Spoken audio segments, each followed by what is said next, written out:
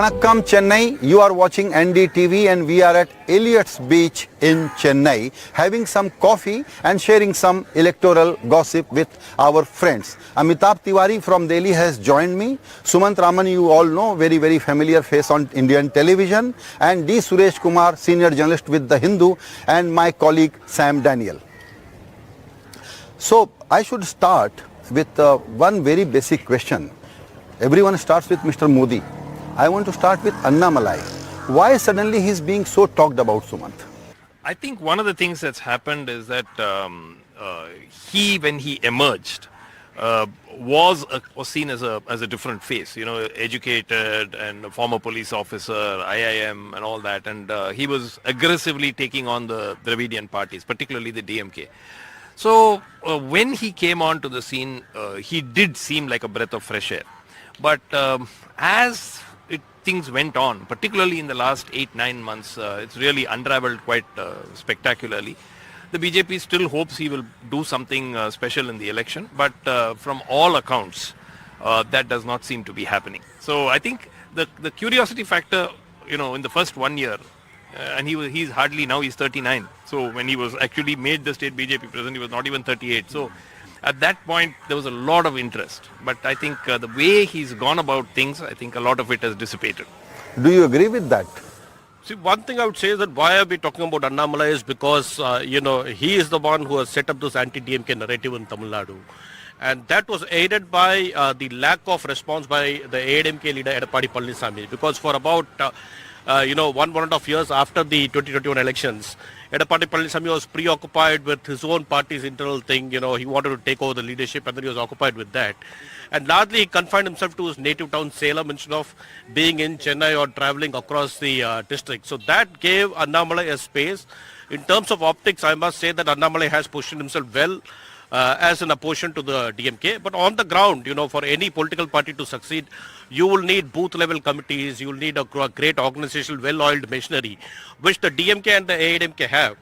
But today, Annamalai, I must say that irrespective of the BJP not having that sort of a well-oiled machinery across Tamil Nadu, he has been identified beyond the party today. So today here, it's not Modi or it's not the BJP, which is as popular as Annamalai.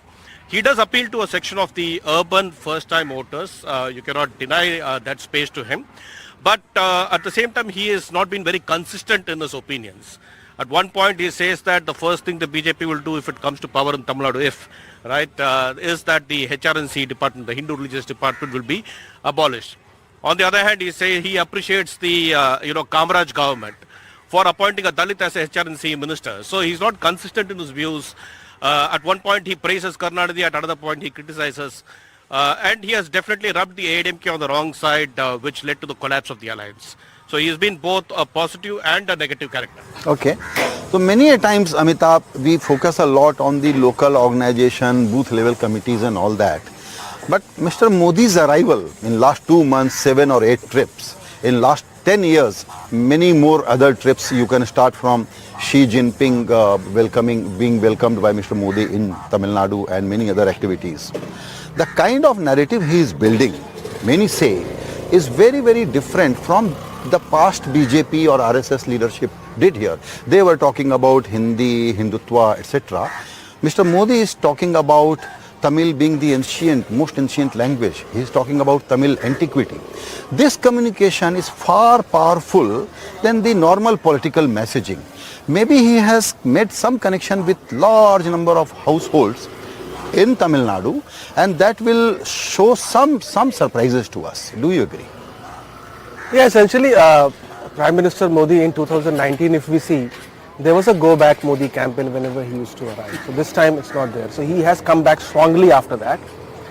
And he is a very practical politician, astute politician. So he understood that Hindi and Hindutva is not going to work here. That's why he's talking about the Kashi Tamil Samagam.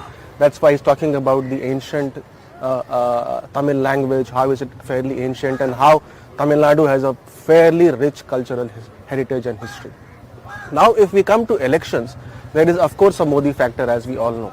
This factor fetched BJP roughly 25-30% extra votes in north, west and eastern zones.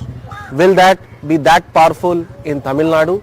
That we'll have to see as we progress down the line. However, there is a big swing vote in Tamil Nadu. So around 20% plus fluctuates between AIADMK and DMK in the past two elections, which means that that is not a hardcore ideological vote of these two parties, and that is the vote which BJP is targeting.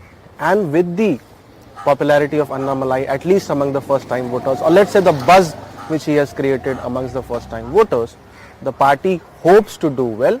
However, it's a fairly daunting task because DMK plus is sitting at 50% plus vote share. So for BJP to win seats, it needs to make significant dent into DMK, and that we'll have to see. Perhaps the alliance between AIADMK and BJP would have been at a much better place to take on the DMK-led alliance. But then the question is, why is Mr. Modi putting so much of his brand equity on the stake? It is very simple, that it is not about seats in this election. It's about what kind of vote share, because of his own personal presence and connection, BJP can garner. And that could be something in good double digit? Yeah, of course. I mean, we talk about the BJP or the NDA-led alliance getting 20% or 25% vote share. BJP led an alliance in 2014 and it got 19% vote share. Of course, DMDK and MDMK are not part of that alliance now, so that has weakened. But OPS and with Dinakaran joining the alliance and with TMC Mupanar, I think that is a fairly easier number to achieve, and he is here for the long-term play, as you said, sir. And the party perhaps sees, like in any other state in India, the weakening of one of the two Dravidian parties to make an entry, and perhaps it sees that the AIADMK in a post-Jayalalitha era might weaken, which has not happened till date, and that is the hope which the party has for the future here. Sam, I want to ask you something, which is maybe many a times we commentators look at things from the rear view mirror. And this time there could be a fatigue about a kind of Dravidian politics has been played out in so many decades. And Mr. Modi's focus has been only on one thing, that Dravid parties have undersold Tamil Nadu, Tamil Nadu's culture, Tamil Nadu's people, Tamil Nadu's language. And he is building a narrative on that. There could be many buyers for this narrative. That's yet to be tested in that sense, because both the DMK and the AIADMK have committed loyal vote banks. No matter what kind of criticism the opposition may level, that's not going to change. But what perhaps Mr. Modi is targeting is the first-time voters or the apolitical voters, objective voters, a small percentage of them who decide on the basis of issues. So this kind of a thing, I'm not sure whether it will work, but it to be tested. But many would say, when Mr. Modi came to Tamil Nadu several times, possibly if he had committed on issues like NEET, something which is very close to people in Tamil Nadu, all political parties demand exemption from NEET, or perhaps even a token announcement in terms of relief for the flood-ravaged areas, be it Chennai or southern districts, that could have struck a chord. I think for some reason the BJP is stuck to its position. It's not really relenting. Yeah, I think Sam's hit the nail on the head. This cultural thing is not really what echoes with the electorate. I think what they should have done is they should have, certainly even if the Prime Minister had not visited, some token relief. Mr. Stalin goes from meeting to meeting saying not one paisa has been given for flood relief. So that, that makes, it syncs with the people. Second, of course, is a simple thing, the All India Institute of Medical Sciences at Madurai, which, has been long delayed. Mr. Modi laid the foundation stone in 2019. We are now in 24, and the building work is just starting. So I think that these kind of things, essentially, had they focused on development, maybe big projects, a couple of big projects to the state. So the opposition, including the AIADMK now, goes to the people and asks what has been given to the state, unlike all the focus that's been on states like Gujarat. For instance, recently the semiconductor plant which should have come here has gone to Gujarat. So I think that there is that narrative which is much stronger than Sengol or Kashi Tamil Sangam or Kachativu even. So I think that they missed a trick. Even a token, as Sam said, even a token 200, 300 crore flood relief would have got the BJP more votes than all this cultural, stuff. Do you agree with his analysis? Because one would argue that this anti-center or critical to center argument by DMK or AIADMK, whoever is in power at that time, is a rhetoric, and this has played out many a times. This doesn't work because the new aspiring India wants to hear a different language. No, I would agree with both Sam and Sumant on this because one thing is that the Prime Minister did not visit the state when it needed him most. During the floods, there were back-to-back floods in December. Perhaps the DMK thought that perhaps the BJP thought that the DMK would mishandle this flood situation, and then that will work against them. But what they fail to see is, if at all it works against the DMK, the vote might go to the AIADMK and not necessarily the BJP, or it could split. So that is where. Now, if you notice, the centre has come up with advertisements saying this is the amount that we have spent, a large number of it in the form of mudra loans or in the form of laying of rural roads, in the form of constructing toilets, houses for the poor and all those things. But Stalin has countered it with 7 questions. So he is asking the question like what Mr. Suman said, there's just one brick for an AIIMS hospital. Why is it so? So he's asking, why is it that our students have to write NEET? And NEET, I think, is seeking exemption from NEET is a very legitimate demand, not just by the DMK, but by the AIADMK also. 230 MLAs elected by the people have sought an exemption from NEET. And I think that is where the centre failed to notice it. And also they're asking that, why is it that we don't have hospitals? So they're asking one question after another, which has a greater level of resonance among the people than issues like anti-center. And then one other key factor that the DMK has been raising in this campaign is, for every 1 rupee that the government spends on GST, that Tamil Nadu contributes to the GST central pool, only 29 paisa is returned. That is yet to be effectively countered by the BJP. So I think this narrative of Stalin works better than the Modi and the centre's other narrative. Okay. Amitabh, there seems to be a Delhi, Mumbai and Chennai divide in the argument. I would still try to explore this angle about Mr. Modi's such a serious effort in Tamil Nadu. In the backdrop of this criticism, why he is still working so hard on Tamil Nadu? I think if we have to go back to 2019 election, in that election, BJP had maxed out in the north of India. Do you know the highest number of rallies which Modi did after UP were which states? West Bengal, Odisha. And these two are the states where he reaped the benefits and won, I think, 20 plus additional seats. So this strategy worked in 2019 because he had this sense that we could lose a few seats and these need to be compensated. Now again the same issue is there. BJP has maxed out in north and west. So it sees opportunities in east and south.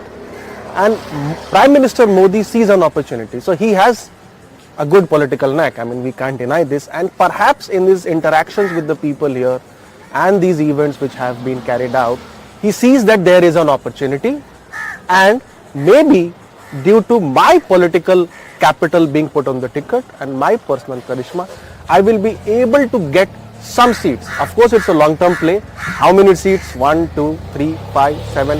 That's for all to see. But whatever BJP gets in terms of seats will be additional.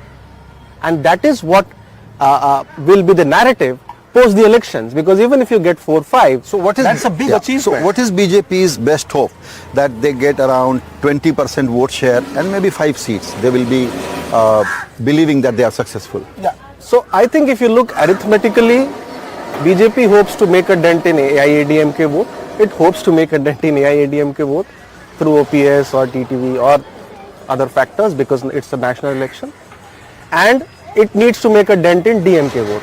So the best case scenario for BJP is that even if it pulls almost 2/3 of AIADMK vote, which is difficult, fairly difficult, and 10% makes a dent of 10 percentage vote because of the anti-incumbency against the Stalin government in the India bloc vote share, then it can win up to 7 seats. But that's the maximum which it can go, which is the best case sort of a scenario, which we call in ours it's optimistic case sort of a scenario.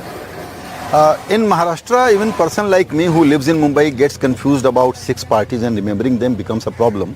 In Tamil Nadu, even though talking points are focused on certain individual parties and politics, but there are around 15 and 20 serious players.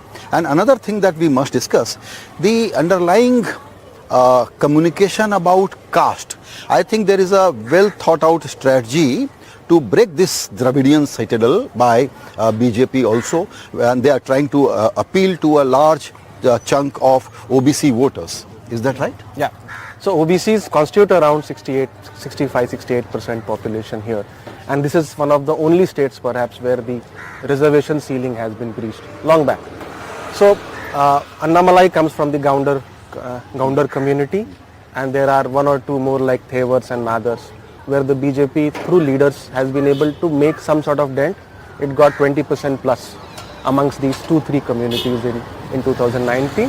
And OBC is the vote where BJP has flourished in the north or the western and the eastern zones. And perhaps it feels that since it's the OBC party today of rest of India, it could make some breakthrough here. And as you said, caste is fairly deep rooted here.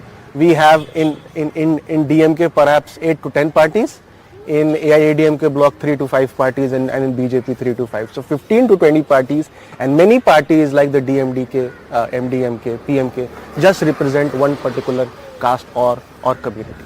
Okay. My final question to Sumant, why is AIDMK is not in conversation at all? I think that till about 2 months ago you were right. The last 15 days, Mr. Edapadi has literally come storming back. And I think that this entire narrative of this election has to a large extent changed. Today, I would say in at least about 28, 29 constituencies, it is a DMK versus AIDMK fight. The BJP front, again, there are 2-3 issues. One, the alliance with the PMK is not working on the ground. PMK are the cadres themselves did not want, they wanted an alliance with the AIDMK. The leadership went with the BJP. Until the previous night, the AIDMK believed that the alliance had been sewn up. The next morning, the alliance was announced to the BJP. So that didn't go down very well. And similarly, the BJP's push, in terms of Mr. Annamalai's, many of his statements have been extremely abrasive. See, in Tamil Nadu, we have a kind of a political culture. The second rung and third rung leaders make extremely abrasive, crude, rude statements. But the top leadership will generally steer clear. Here, we've got the state president, making comments about almost just about everybody. And, let me tell you now, as Amitabh said, had Mr. Annamalai not broken the alliance, almost single-handedly, nobody else in the state leadership wanted the alliance to break. Nobody in the BJP high command wanted the alliance to break, which is why they kept saying our doors are open till 3 weeks ago. But it could be a calculated strategy also. But my point is, had they not broken it, this time, with the amount of anti-incumbency we're seeing against the DMK government on the ground, the BJP, a potential BJP-AIDMK alliance could have ended up winning at least 15 seats, maybe even more.